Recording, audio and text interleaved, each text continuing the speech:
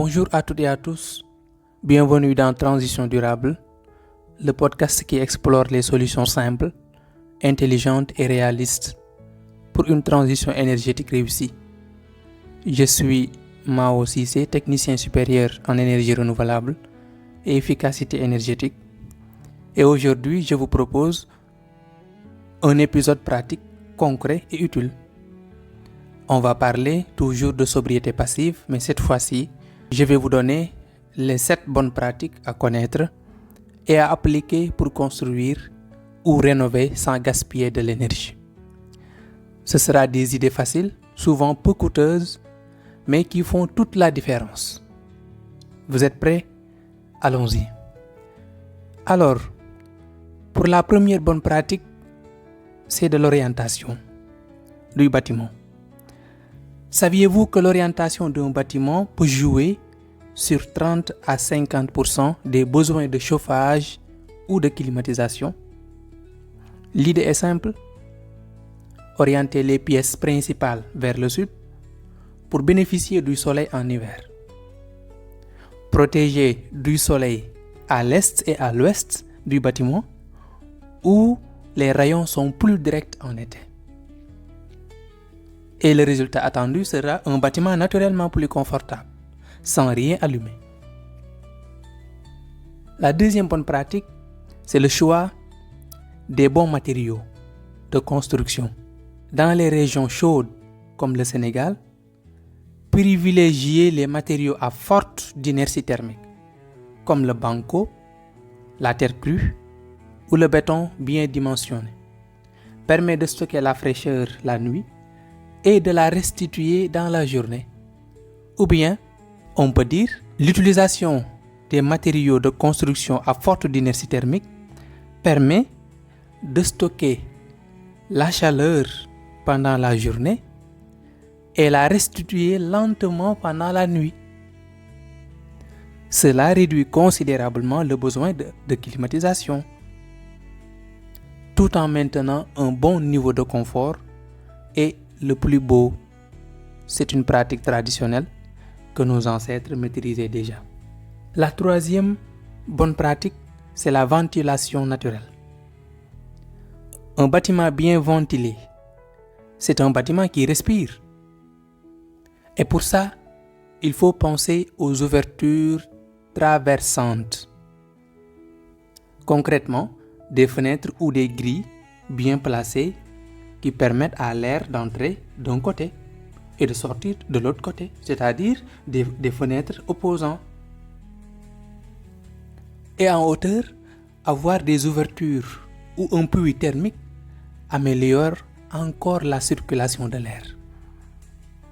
Et le résultat attendu sera une maison fraîche sans ventilateur. La quatrième bonne pratique, c'est bloquer le soleil intelligemment. Pas besoin de technologie high-tech, de high level. Non, du tout.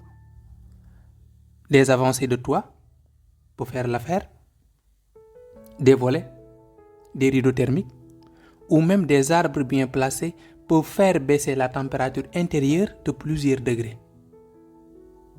Un brise-soleil bien pensé, c'est moins de chaleur, donc moins de besoin en climatisation. Cinquième pratique, c'est laisser entrer la lumière naturelle en journée. Un bon éclairage naturel permet d'éviter de consommer de l'électricité pour s'éclairer. Il suffit de placer les ouvertures aux bons endroits, utiliser des couleurs claires à l'intérieur, surtout ça, et prévoir des puits de lumière si nécessaire. En zone rurale, comme en ville, c'est du bon sens qui fait la différence. Sixième bonne pratique, c'est les toitures intelligentes. Une toiture végétalisée, une couverture en tuiles ventilée ou un plafond isolé, ce sont des solutions qui permettent de réduire l'échauffement de l'habitat. Et dans ce cas, moins de chaleur à l'intérieur, donc plus de confort et zéro dépense énergétique. Et enfin, 7e pratique, s'inspirer de notre patrimoine. C'est le fait de préserver les pratiques traditionnelles qui existaient déjà. Nos villages regorgent de techniques de construction sobres et adaptées au climat, à notre climat. Cases rondes en banco, murs épais, toitures en paille ou en tuiles locales. Moderniser ces techniques, les combiner avec les normes actuelles, c'est une manière intelligente de faire du neuf avec du durable. Vous voyez que la sobriété passive, ce n'est pas juste un concept théorique, c'est de la pratique.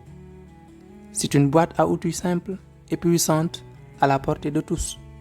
En appliquant ces 7 bonnes pratiques, on peut construire des logements plus confortables, plus économiques et plus respectueux de l'environnement. Et surtout, on redonne de la valeur à nos savoir-faire locaux, tout en préparant un avenir plus sobre. Alors que vous soyez professionnel du bâtiment, élu local ou simple citoyen, la transition commence chez vous. Merci d'avoir écouté cet épisode de Transition durable.